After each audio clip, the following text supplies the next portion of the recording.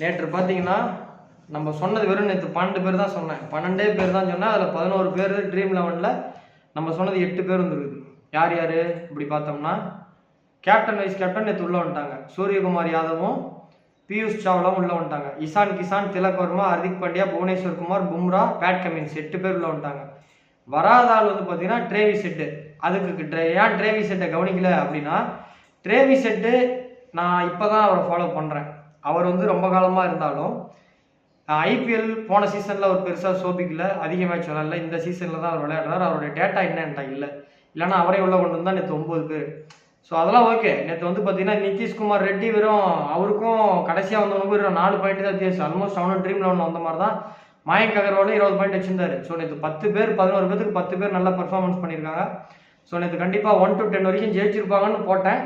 இன்னைக்கு காலையில் அன்பர் ஒருத்தர் வந்து அவர் வந்து ஜெயிச்சு தான் நமக்கு அனுப்பியிருந்தார். ஸோ அந்த மாதிரி தான் விளையாடணும். அவர் எப்படி போட்டிருக்காருன்னா 1250 ரூபா 30 பேர் கலந்துக்கிறாங்க.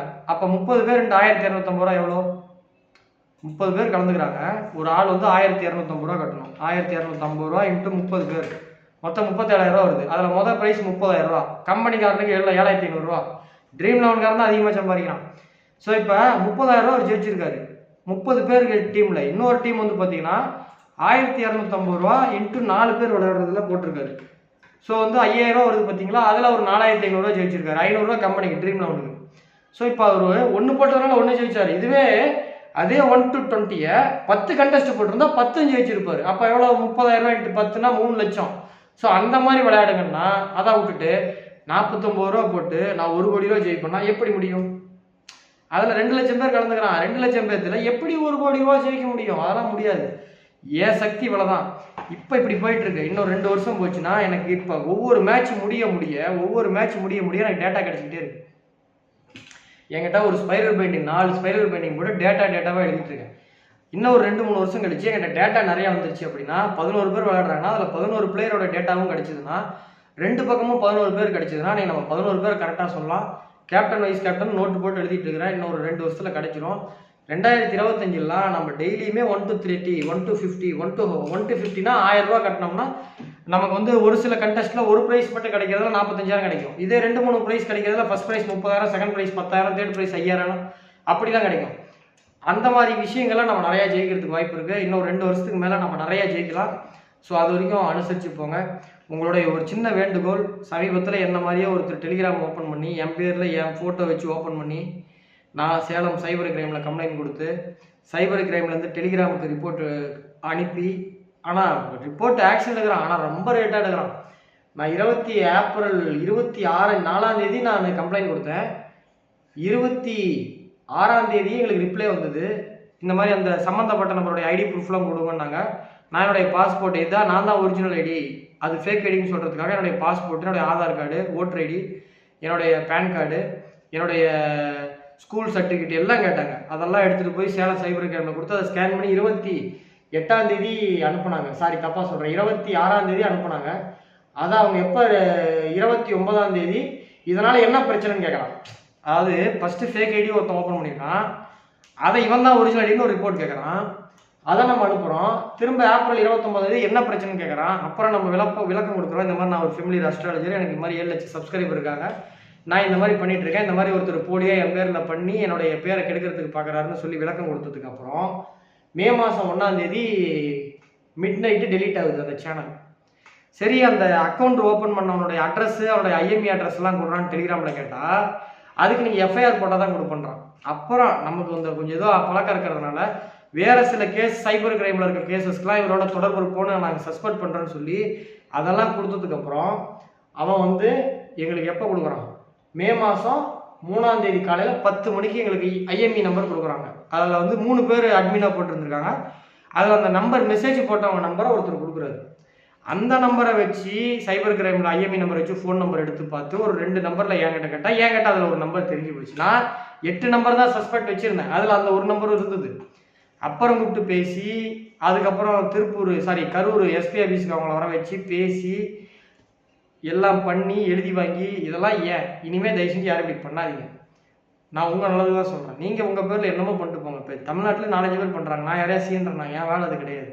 அது அவங்க திறமை, அவங்க பிழைக்கிறாங்க. அப்படியே நான் கம்ப்ளைண்ட் கொடுத்தாலும் டெலிகிராமில் எப்படி டெலிட் பண்ணுவான்? என் பேர் என் ஃபோட்டோவை பயன்படுத்தி பண்ணுறது தப்பு, சட்டப்படி தப்பு. சைபர் கிரைம் சட்டப்படி இதுக்கு வந்து அதிகபட்சம் 6 மாதம் வரைக்கும் சிறை தண்டனை கிடைக்கும். என் பேரை என்னோட தொழிலை கெடுக்கின்ற நோக்கத்தில் பண்ணான்றதை ப்ரூஃப் பண்ணி எனக்கு இந்த 6 நாளாக நான் நிறைய பேர் 30 பேர் ஆவரேஜாக கொடுப்பேன். இந்த பிரச்சனைனால நான் 10 பேர் தான் கொடுத்தேன், எனக்கு டெய்லி 20 பேர் கொடுக்கல, அதனால் 10 நாள் எனக்கு ஒரு 2 லட்ச ரூபா நஷ்டம் அப்படின்ட்டு ஒரு அதை நம்ப மாட்டானுங்க. பட் அதை எழுத்து வடிவமாக கொடுத்து அதை வச்சு ஒரு கேஸ் பண்ணலாம். இதெல்லாம் எனக்கும் தேவையில்லாத வேலை, உங்களுக்கும் தேவையில்லாத வேலை. இந்த மாதிரி வேலையெல்லாம் பண்ணாதீங்க. அடுத்த தடவை நான் சும்மா இருக்க மாட்டேன். ஏன்னா இப்போ நம்மளை எதுக்குறவன் அங்கே லோக்கலில் யாராவது ஒருத்தனை வச்சுட்டு இருக்கான், பழகிறான். நம்ம ப்ரெஷர் கொடுத்து இங்கேயே நம்ம பண்ணலாம். ஆனால் அடுத்த தடவை என்ன பண்ண போறோம்னா, எனக்கு ஆந்திரா, தெலுங்கானா, கர்நாடகாலையும் பெரிய பெரிய முக்கியமான அரசியல்வாதிகள்லேருந்து முக்கியமான எஸ்பி ரேங்க்ல ஐபிஎஸ் ஆஃபீஸர் நிறைய பேர் ஜாதகம் பார்த்துருக்காங்க. அவங்க கிட்ட சொல்லி அங்கேருந்து கேஸை ஃபைல் பண்ணி அங்கேருந்து வந்து தூக்கிட்டு போனால் அவனுக்கு இவன் பேசுறது புரியாது, அவனுக்கு இவன் பேசுறது புரியாது. அங்கெல்லாம் சிபாரிசுலாம் வேலைக்கு ஆகாது. அங்கே ஒரு வக்கீலை இவன் கூப்பிட்டு வந்தாலும், நீ என் ஊர் தெலுங்கானாவில் நீ ரிஜிஸ்டர் பண்ணியிருக்கியான்னு கேட்பான். அவன் அங்கே உள்ள வக்கீலை பிடிக்கணும். இதில் ஏகப்பட்ட சட்ட சிக்கல் வரும். அது மாதிரி இனிமேலாம் வந்து பண்ணால் நான் ஒரு தடவை ஒரு அனுபவம் கிடைச்சிருச்சு. பட் இதில் எனக்கு ஒரு கெட்டதுலேயும் நல்லது என்னன்னா, இந்த சைபர் கிரைமோட ஏடிஜிபி வரைக்கும் எனக்கு கான்டாக்ட் கிடைச்சிருச்சு. இப்போ அவர் என் மேலே ரொம்ப அன்பாக பழகிறாரு. ஜாதகம் பார்க்கணும்னு கூப்பிட்டாரு சென்னைக்கு. சார் இது ஜாதகம் பார்க்குறேன் வரேன்னாரு. நீங்களாம் வந்தால் தப்பு, நான் சென்னை வரேன். எனக்கு 26ஆம் தேதி ஐபிஎல் ஃபைனலு, 27, 28, 29 இந்த 3 நாளில் நீங்கள் என்னைக்கு ஃப்ரீன்னு சொல்லுங்கள், நான் வரேன்றேன். அவங்க ஒய்ஃப்லாம் நம்ம வீடியோ பார்ப்பாங்களாமா. இப்போ ரொம்ப பழகிட்டார். இந்த இந்த இந்த பிரச்சனையில் ஒரு நல்ல விஷயம்னா அவருடைய தொடர்பு கிடைச்சிருச்சு.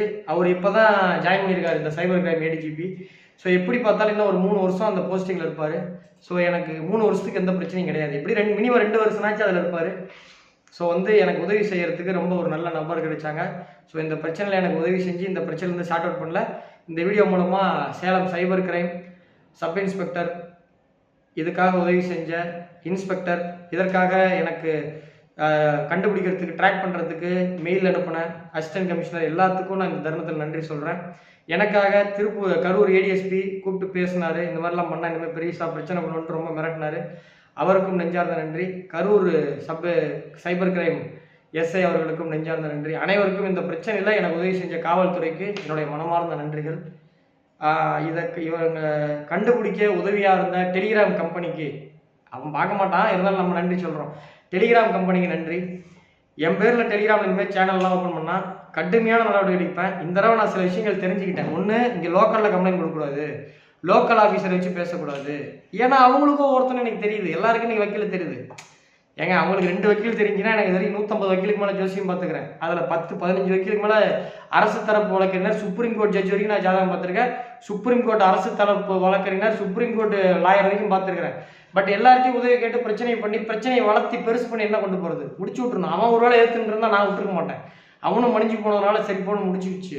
ஸோ அது மாதிரி இனிமேலாம் யாரும் பண்ணாதீங்க. அடுத்த தடவைலாம் பண்ணால் நான் கட்டாயம் தமிழ்நாட்டில் இருக்க காவல்துறையை வச்சு பண்ணாமல் மற்ற மாவட்டங்கள், மற்ற மாநிலங்களில் இருக்கக்கூடிய என்னுடைய காவல்துறை வாடிக்கையாளர்களை வச்சு நான் பிரச்சனை கொடுப்பேன். அப்போ தான் அவங்க ரொம்ப சஃபர் ஆவாங்க. நம்ம இங்கே பேசணும்னா அங்கேயும் யாரையா ஒருத்தவங்களை பிடிச்சி பேசிடுறாங்க. ஸோ ஒரு தடவை தான் ஒருத்தனுக்கு ஏமாறுவான், ஒரு தடவை தான் ஒரு அனுபவம்.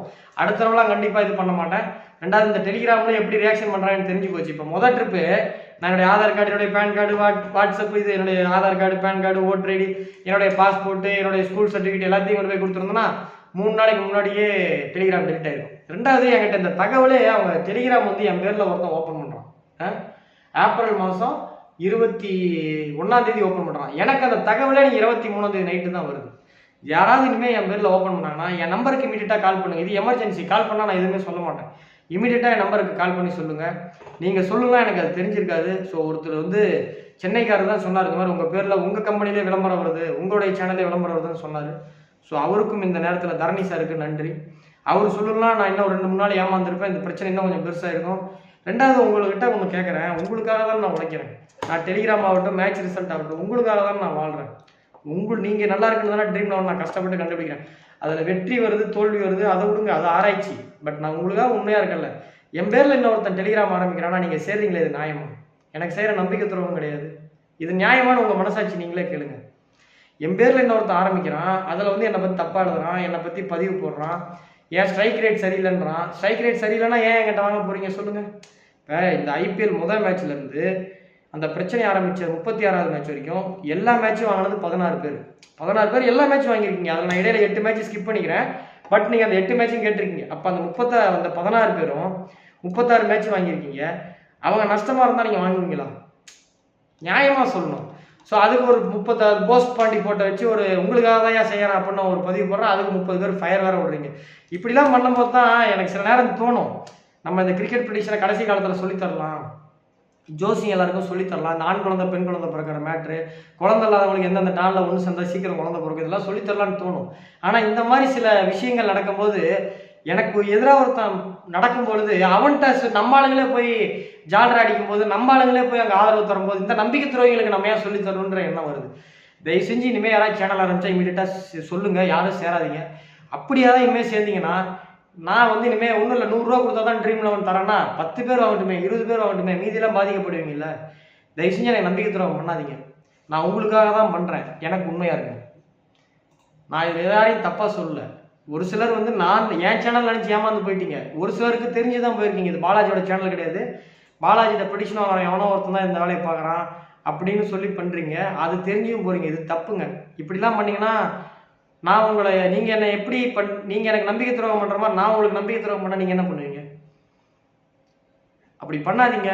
அப்படி பண்ணீங்கன்னா நான் இதை கட்டணமாக மாற்றிட்டுனா நீங்கள் தான் படன் அமைங்க. ஸோ இனிமேல் யாராவது என் பேரில் சேனல்னா யார் முதல்ல சொல்கிறீங்களோ அவங்களுக்கு நான் ஒரு ஸ்பெஷல் கிஃப்ட் ஜாதகம் பார்த்து கொடுக்குறேன்.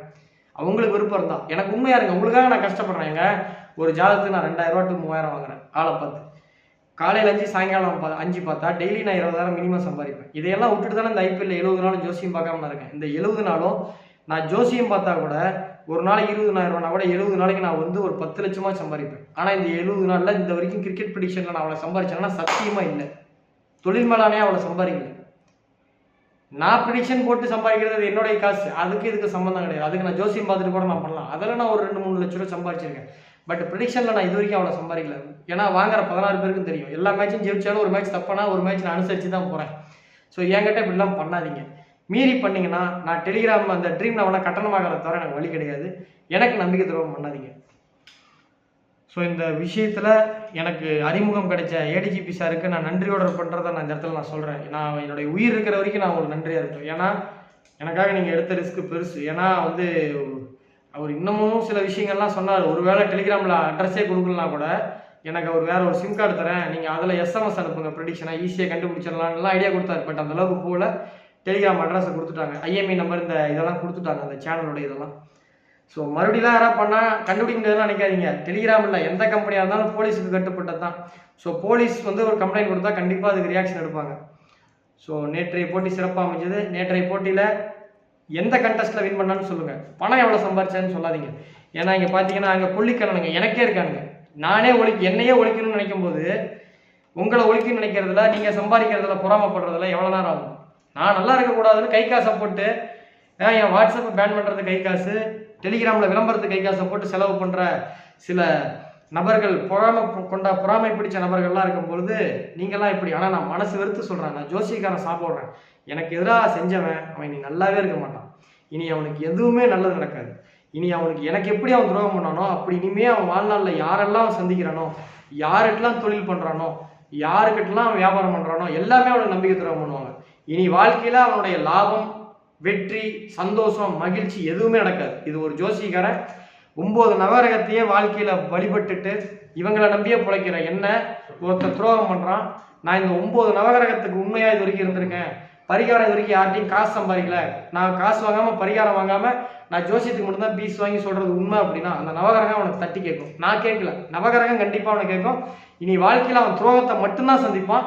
வாழ்க்கையில் நிம்மதியாவே இருக்க மாட்டான். எனக்கு எதிராக யார் செஞ்சான்னு தெரியும். அவன் மட்டும் இல்லை, அவனுக்கு உறுதுணையா இருந்தவங்க, இதுக்கெல்லாம் ஊக்குப்படுத்தினவங்க, அவங்க கூட இருக்கிறவங்க, இதுக்கு சம்மந்தப்பட்டு இது தெரிஞ்சு இது சரியான அமைதியாக அவனுக்கு சப்போர்ட் பண்ண அத்தனை பேருக்குமே நீ நல்லதே நடக்காது வாழ்க்கையில். இது ஜோசிகாரனோட சாபம் படிக்குதா இல்லையான்னு இன்னும் கொஞ்ச நாள் அவங்களுக்கு தெரியும்.